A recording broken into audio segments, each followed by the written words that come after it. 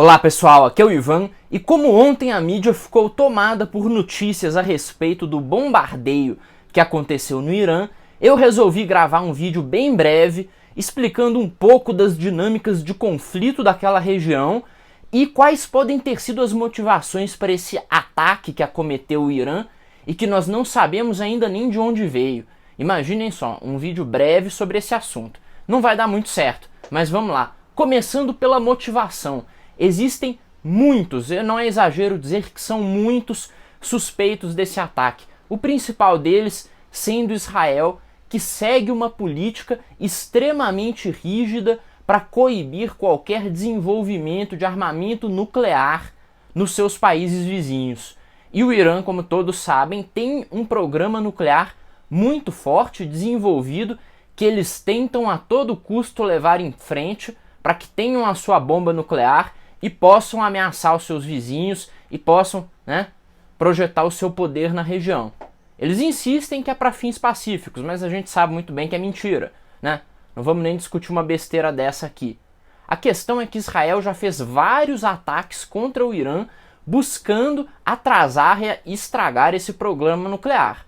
Já mataram o físico, o engenheiro responsável pelo programa, já explodiram reatores, já jogaram vírus de computador nas instalações para que elas pegassem fogo. Ou seja, Israel é um forte suspeito disso. Mas existem outros, como por exemplo a Arábia Saudita.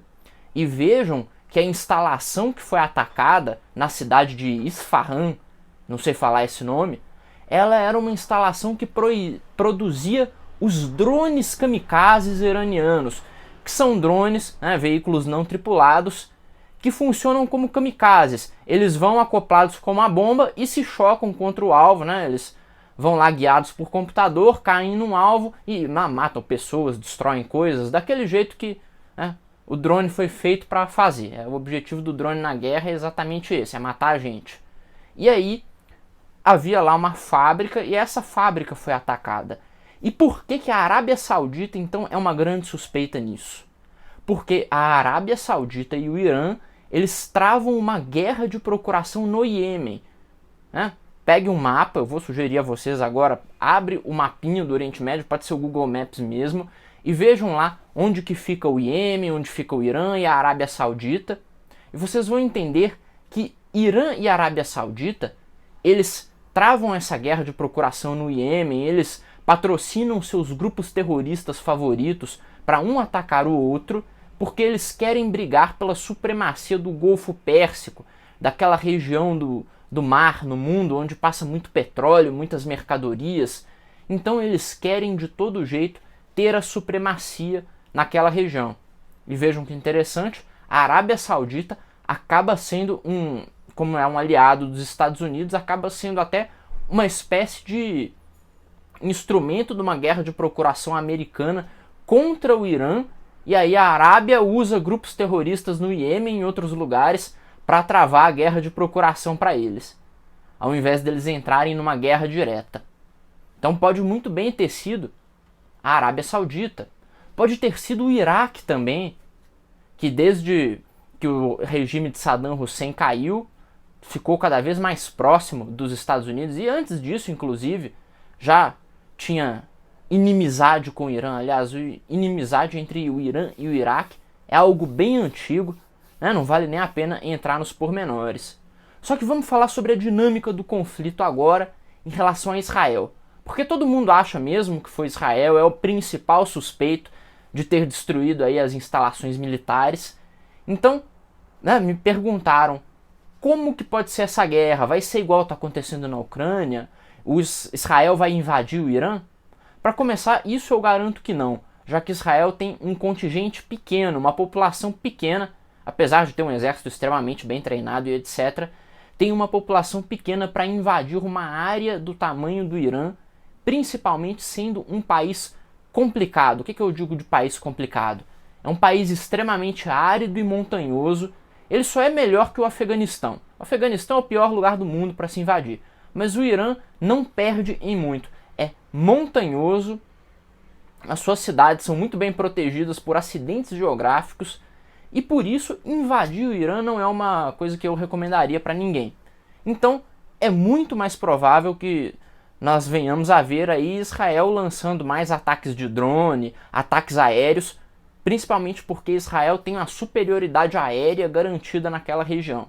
Outra coisa importante, eu não sei se eu estou me perdendo, esses vídeos são sempre, né, complexos de se fazer, mas uma coisa importante para se levar em conta é que o exército iraniano ele é composto, em geral, por sucata de antes da Revolução Islâmica. É claro, sucata bem conservada que pode ser usada para bombardear o lugar que eles quiserem, causar a confusão, o inferno. Mas ainda assim, são equipamentos menos modernos que os equipamentos israelenses. Então, para Israel, se houver aí um conflito em larga escala, faz muito mais sentido atacar o Irã por cima, tendo a superioridade aérea garantida. Então, imaginar tropas israelenses entrando no Irã é algo quase que completamente insano. Principalmente porque se você olhar no mapinha, eu pedi para você abrir o mapa, né?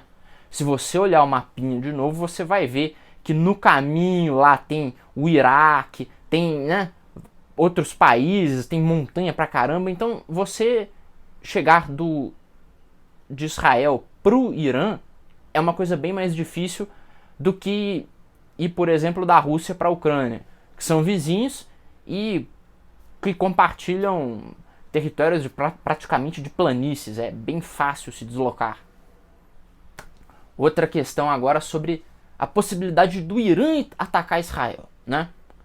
Estamos imaginando aqui como que Israel poderia atacar, garantindo aí a superioridade aérea, destruindo alvos estratégicos, não ocupando. Mas como que o Irã poderia atacar Israel se eles tivessem aí essa vontade? A gente sabe que eles têm, eles querem atacar Israel, é óbvio, só não tem meios para isso ainda. Porque ao contrário de outros países que têm uma profundidade territorial e que podem travar uma guerra no seu interior, Israel é um país minúsculo que você consegue atravessar de um lado a outro a pé em um dia se você tiver com vontade. E, né, com uma boa mochila com água e comida. Você atravessa Israel em um dia de caminhada. Então não dá para brincar com guerrilha, estender a linha de suprimento do oponente para cortar a linha e aí deixar as tropas sem mantimento, etc. Não dá para fazer isso em Israel. Então a estratégia de defesa de Israel tem sempre que ser uma estratégia avançada. Ou seja, eles têm que ter seus instrumentos, né, seus blindados, suas tropas, até fora do seu território. E com a capacidade de se mover muito rápido e neutralizar ameaças muito rápido. É por isso que eles têm, por exemplo, aquele sistema de defesa antiaérea, o Iron Dome, que é o sistema de defesa antiaérea que mais tem se mostrado capaz de deter ameaças no mundo.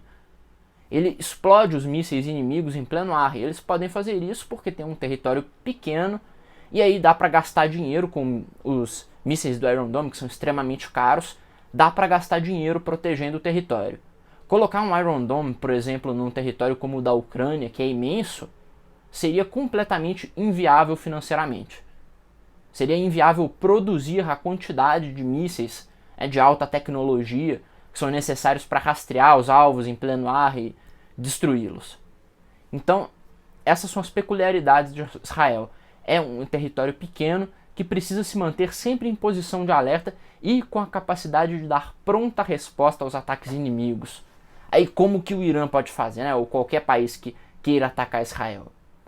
A estratégia mais usada é travar uma guerra de procuração com Israel através de grupos terroristas como Hamas, Fatah, não sei mais o que, esses grupos aí, Hezbollah e etc., que, né, ficam jogando foguete em cima de Israel dias e dias, e colocando bomba, né? O cara enfia lá a bomba no orifício, vai lá na multidão, abraçar todo mundo, essas coisas.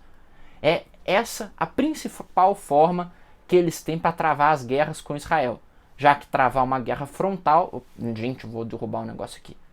Travar uma guerra frontal poderia sim acabar aí, né, fazendo com que Israel respondesse com ataques aéreos precisos que causariam imensos danos, né? Bom, as últimas notícias que eu vi davam que nada, né, de mais relevante aconteceu depois desses bombardeios.